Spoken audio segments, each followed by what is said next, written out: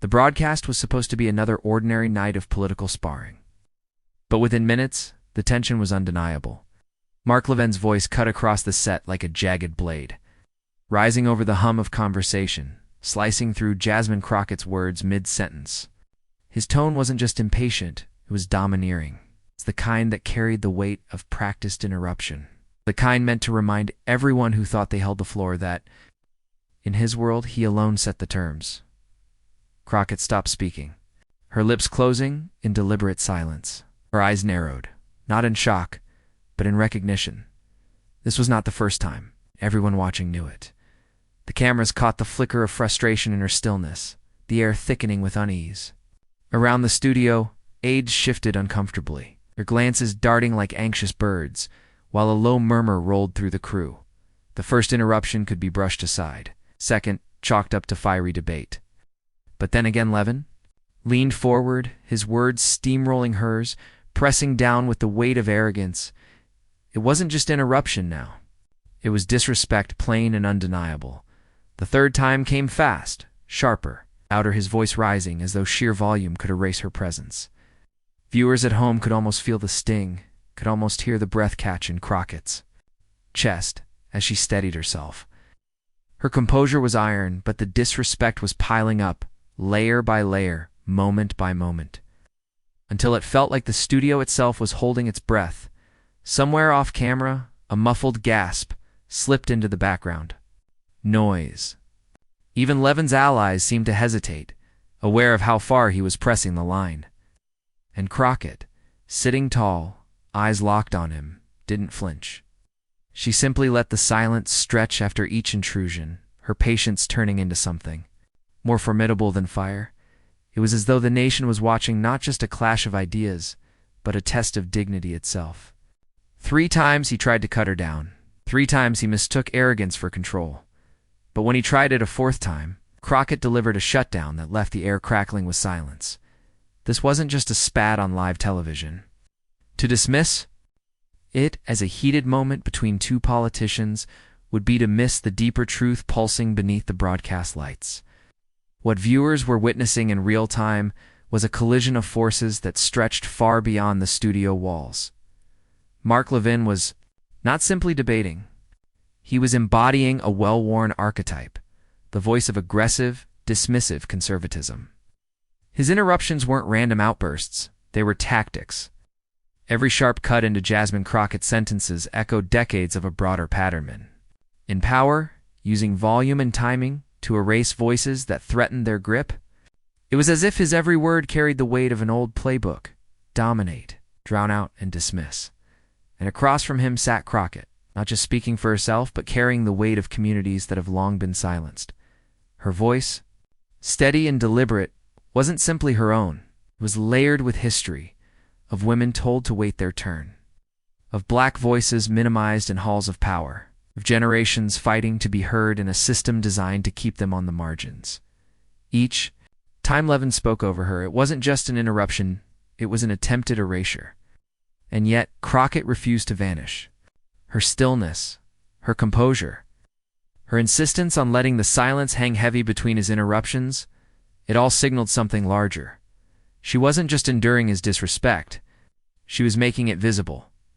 In that visibility lay the stakes. This wasn't about 2 people at a table. This was about power versus voice, authority versus dignity, gatekeeping versus truth. It was about the media itself, how platforms meant to inform the nation often tilt toward those loudest, most aggressive, most entrenched in the performance of control. Crockett leaned against it, quietly but immovably, and the audience could feel it. Every interruption became more than a moment of rudeness. It was a question mark hanging in the air. Would she be silenced? Would she be forced into the same corner so many before her had been pushed into? Or would she chart a different path, one that turned the weapon of dismissal back on the man wielding it? For Leven, the interruptions were habit, reflex, entitlement, dressed as debate. For Crockett, the mounting disrespect became fuel. She understood the optics. She understood what was at stake, not just her dignity, but the dignity of those watching who had seen this scene replayed in their own lives, in offices and classrooms, In family rooms where their words were cut short before they could finish, the studio grew tighter, the air heavier. Levin's smirk widened with each interruption, certain he was controlling the room. But the cameras, the microphones, and the millions watching from home were catching something he didn't. The growing strength in Crockett's silence, and with each interruption, the nation leaned closer to the screen, waiting to see if Crockett would break or break free. Mark Levin did not stumble into this moment by accident. He had been preparing for it, in one way or another, for decades. His entire career had been built on volume, velocity, and vitriol, an empire crafted not on persuasion, but on domination. From the early days of talk radio, Leven understood something fundamental about America's media landscape. Noise sells. Anger draws attention. Rage, delivered in a sharp, unyielding tone, can feel like authority to those desperate for certainty. And Leven, with his gravelly bark and relentless cadence, mastered that formula. It wasn't simply a commentator. He was a conductor of outrage, turning every broadcast into a performance where his voice was both hammer and gavel. On the air, his words weren't just loud, they were wielded like weapons, honed to slice through any opposing voice before it could fully take shape. His debates rarely resembled actual exchanges of ideas. Instead, they were monologues disguised as dialogue, where the purpose was not engagement, but humiliation. Leven had made a career of turning opponents into props, setting them up for his takedowns, and basking in the approval of an audience, trained to cheer the spectacle of verbal demolition. Television only amplified that persona. On camera, Leven leaned into the performance, letting his physicality match his words. The jabbing finger, the raised brow, the smirk curling into a sneer, all of it reinforced the impression of a man less interested in truth than in conquest. He didn't simply argue a point. He sought to overwhelm, to drown out, to dominate. Until his opponent's very presence seemed diminished, critics had long accused him of mistaking volume for vision. But that critique never slowed him down. If anything, it fueled him. He relished the caricature, playing into it, knowing that outrage and not nuance was his currency. The more his opponents accused him of bullying, the more his followers hailed him as a fighter. And Leven fed off that. Adoration, doubling down, escalating, pushing his voice to sharper crescendos until he was less a commentator and more a storm in a suit to his supporters. Leven was a truth-teller, a warrior against what they called political correctness, and leftist spin. To his critics, he was the embodiment of everything wrong with America's media culture, a man who substituted decibels for depth, derision for debate. But whichever side you stood on, one thing was undeniable. Leven had perfected his role. He strutted into every broadcast, carrying the weight of entitlement. Years of unchallenged dominance on the airwaves had bred a confidence bordering on smugness. He had grown used to being the loudest man in the room, and to him, loudest meant right. He didn't just believe in his words, he believed in his ability to outshout, to cut off, to bulldoze any challenger. And so, when he faced Jasmine Crockett, he approached her as he had countless others before her. To him, she was another obstacle, another voice to mow down beneath the force of his interruptions. He had interrupted senators, activists, journalists. Professor Saul had been brushed aside in his studio theater of rage. Why should she be any different? But what Leven failed to see was the shift happening in front of him. The era of unchecked bluster was colliding with an audience that no longer simply accepted domination as strength.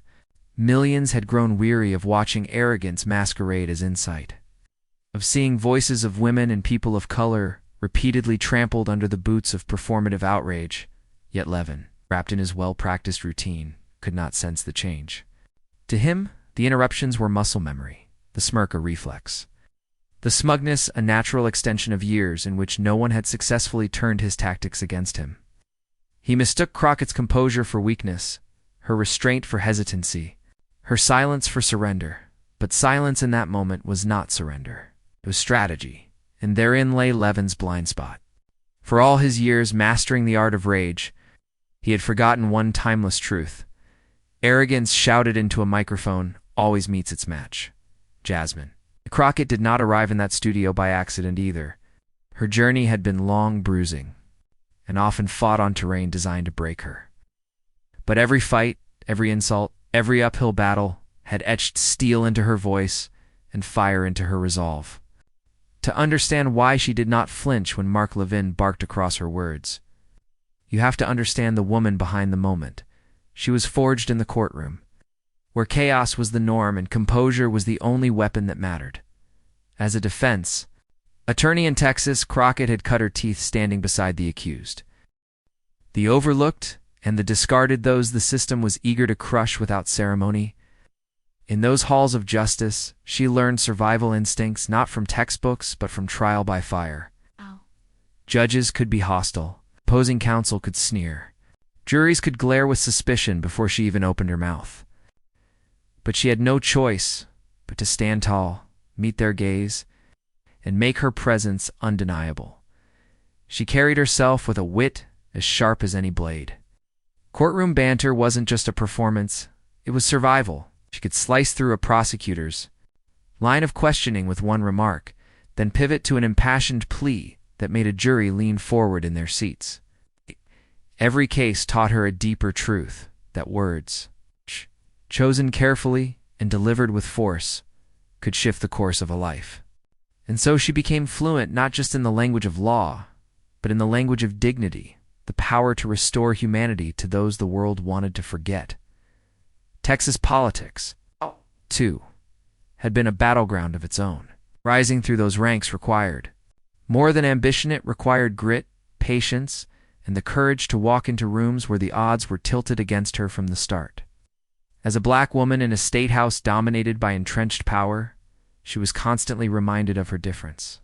She was interrupted, dismissed, told she was out of her depth. But every attempt to diminish her only honed her defiance. Instead of shrinking, she grew louder, not in volume, but in presence.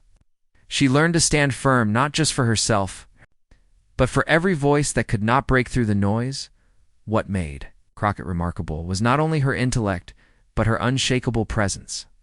She had the rare ability to remain centered even when chaos swirled around her. In committee hearings, when opponents attempted to shout her down, she would steady herself, her voice cutting through like a steady drumbeat against the storm. In debates, when her words were twisted or mocked, she responded not with rage, but with clarity.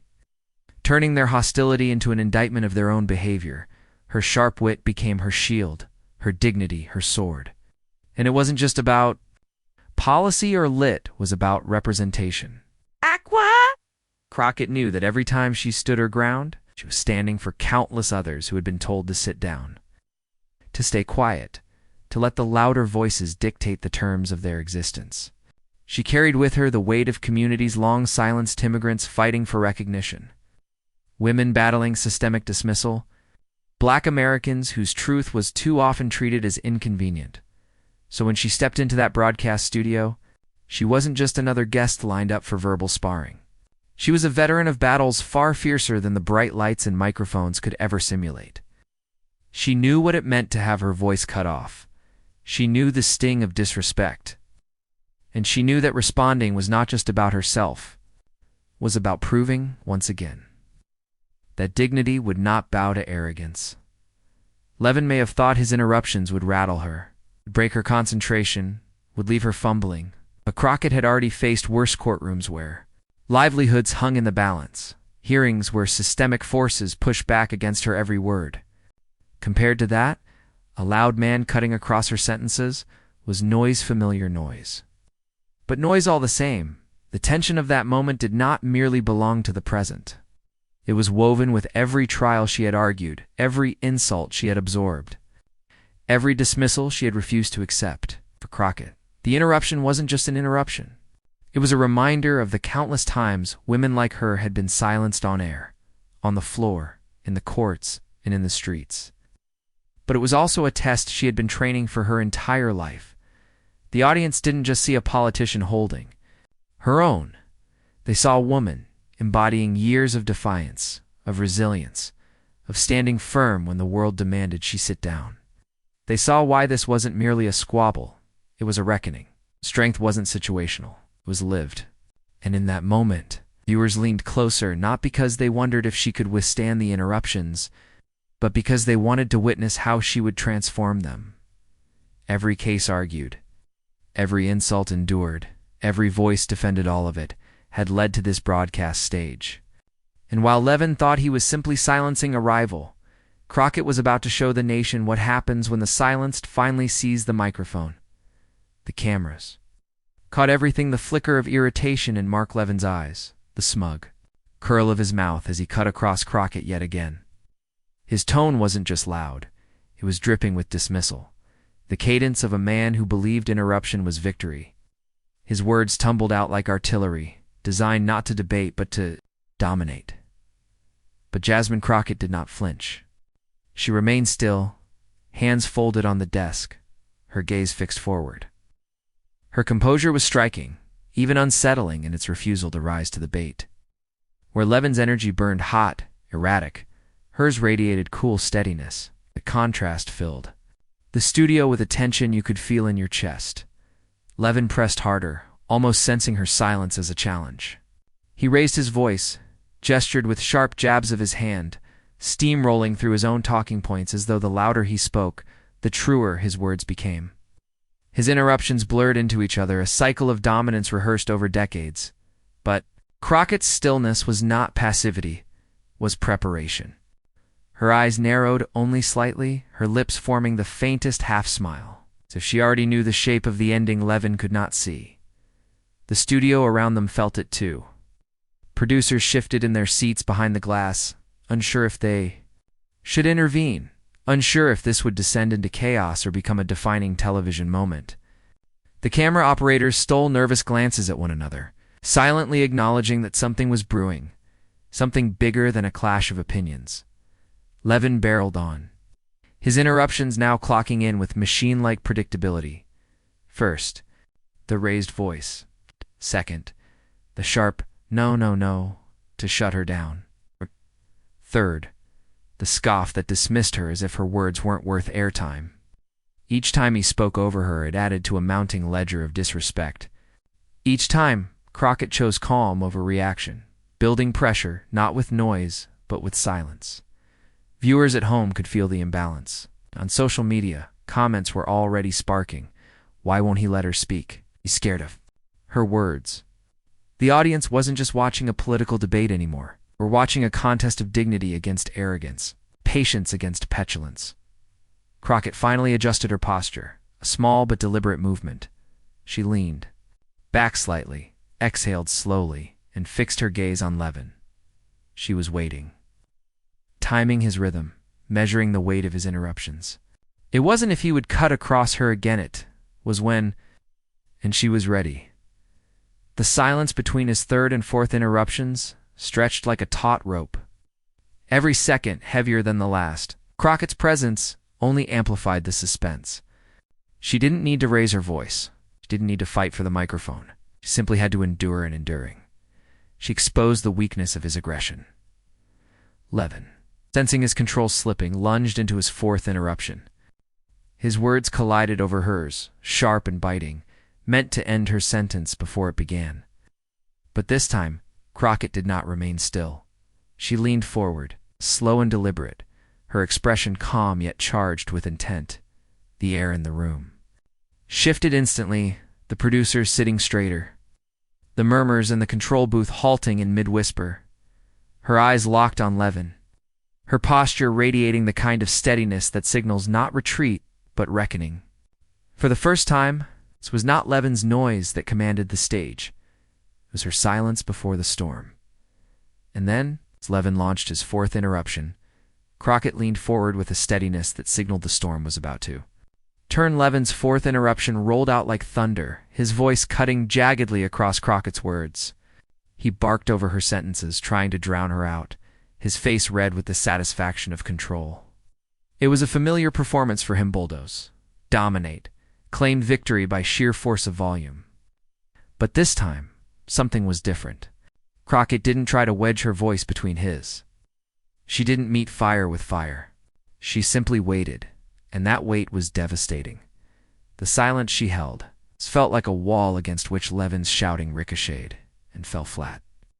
Every second she let him rant, she drew the contrast sharper, his noise versus her patience. Finally, Levin sputtered to a close, breathing heavy, eyes darting for validation, certain he had cemented his dominance. But Crockett didn't rush in. She let the air hang 3 beats, 4 so heavy you could hear the hum of the studio lights.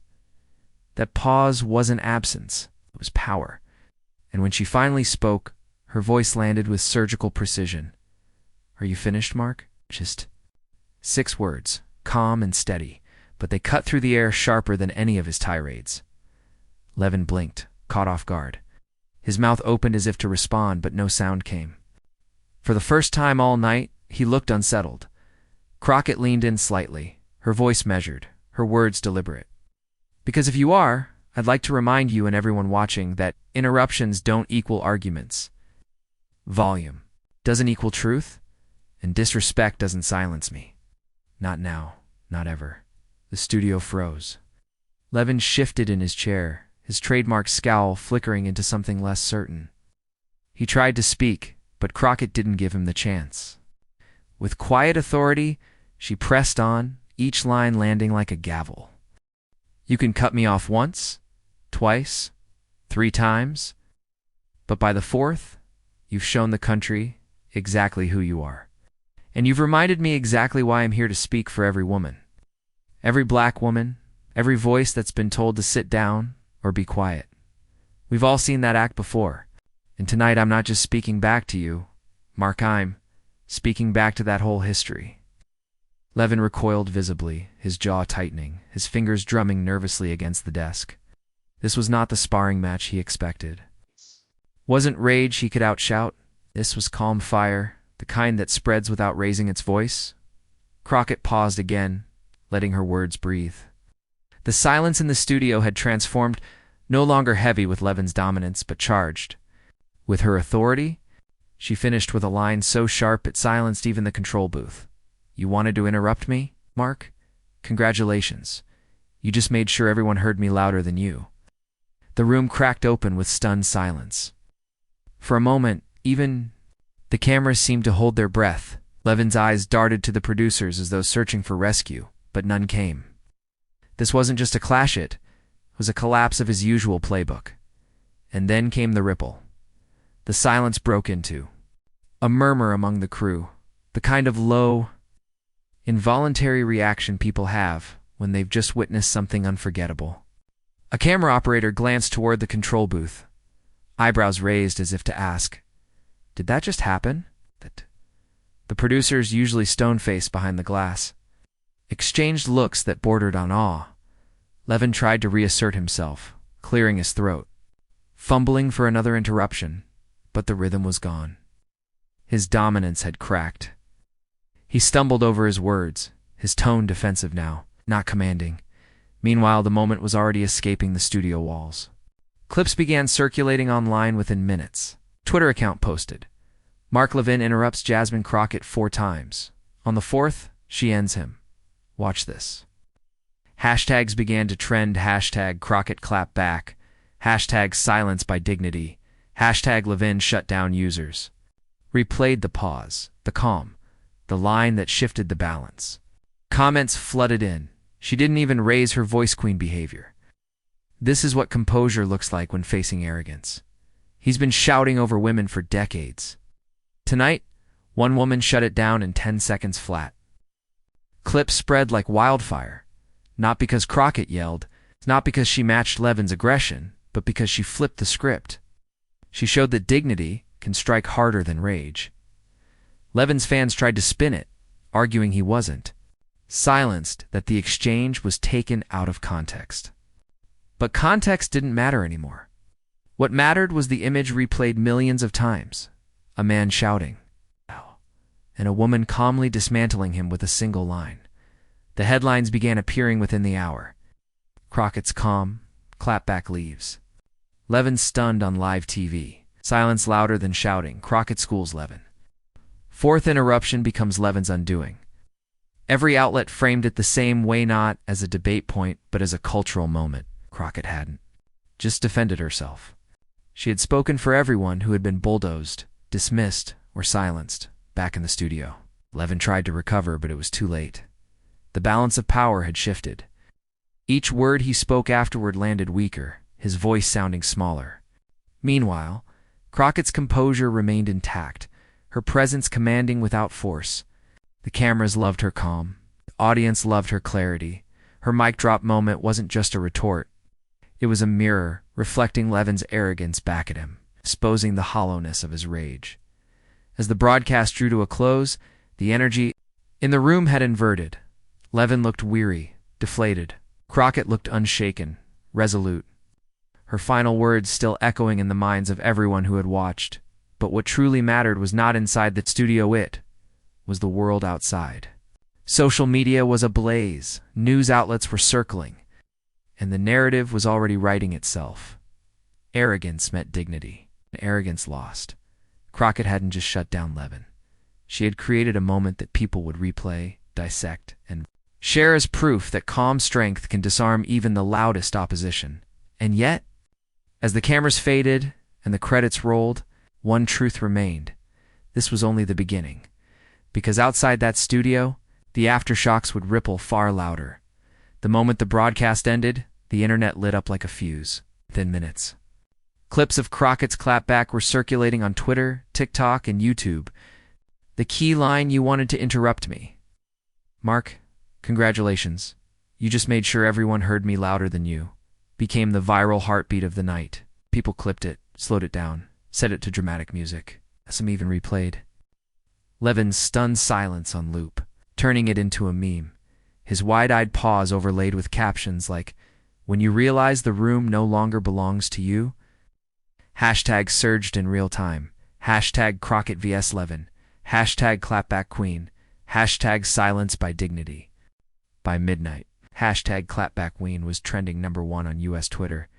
TikTok users began splicing Crockett's.com delivery into their own videos, teenagers filming reaction skits. Young women mouthing along to her words, veterans of political arguments, laughing at how easily she diffused the rage. One viral TikTok simply showed her face against Levin's red flush with the caption, "Dignity greater than arrogance," every time. YouTube commentary channels weren't far behind. Within hours, reaction videos with titles like "Crockett ends Leven," with one line and the calm that shook the studio flooded the algorithm. One progressive commentator racked up 1 million views overnight by dissecting Levin's unraveling body language, freeze-framing the exact moment he realized he had lost the exchange. Meanwhile, the media landscape split down, predictable, but still dramatic lines. Conservative outlets blasted Crockett's composure as disrespect, arguing she had been unladylike and arrogant herself. One commentator sneered, "She silenced Leven with smugness, not substance." But even their audiences couldn't avoid the fact that Levin's 4 interruptions had looked desperate, not commanding. Progressive voices, on the other hand, celebrated Crockett's takedown as more than a soundbite. It was a cultural statement. Women in politics began tweeting their solidarity. Every one of us has lived this moment. Crockett didn't just respond for herself, she responded for us all. Civil rights advocates amplified the clip as a perfect metaphor for America's power struggles, the old guard shouting, "The new voices are rising, the people decide which they'll listen to." The cultural ripple only deepened as comedians piled in. Late-night hosts opened their monologues with the clip, playing Levin's interruptions back-to-back, exaggerating his voice until it was reduced to comic noise before cutting to Crockett's unflinching reply. The audience roared with laughter. But the applause that followed Crockett's line wasn't comediate, was recognition. Even outside political circles, everyday viewers weighed in. Moms posted about watching the clip with their daughters, saying, "This is how you face down disrespect." College students clipped it with captions like, "How to ace your next debate." One viral tweet summed it up. Jasmine Crockett didn't just clap back, she taught a masterclass. The meme economy took over.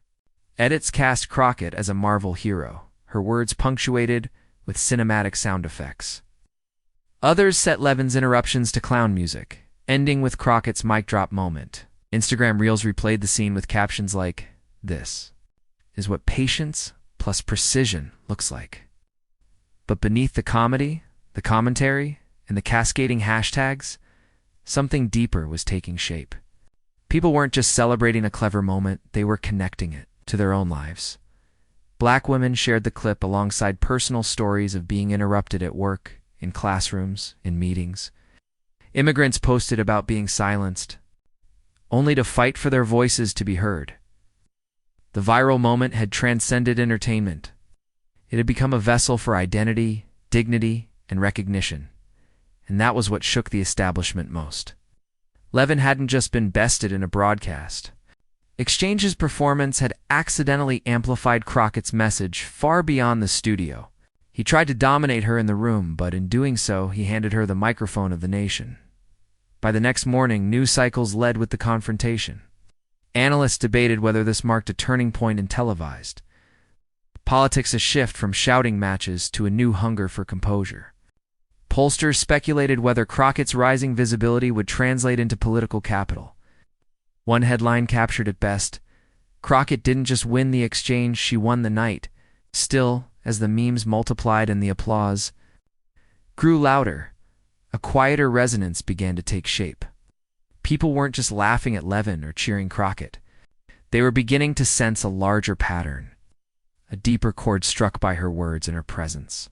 Because beyond the hashtags, beyond the edits and applause, something far more enduring was beginning to echo.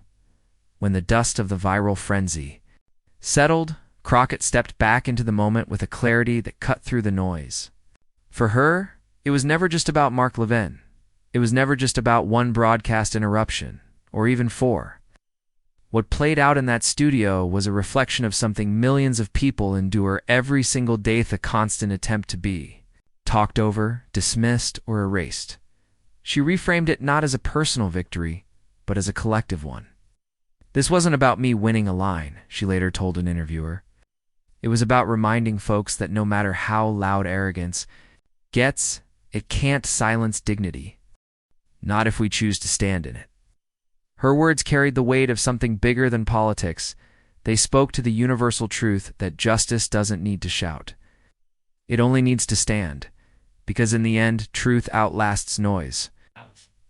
Fades into static, but truth roots itself deeper with every challenge it survives. Leven had the volume, the interruptions, the bluster. Crockett had composure, substance, and the courage to hold the floor even when it was under siege. And that, contrast volume versus truth, arrogance versus dignity, resonated far beyond the clip. Her composure wasn't just strategy, it was symbolism.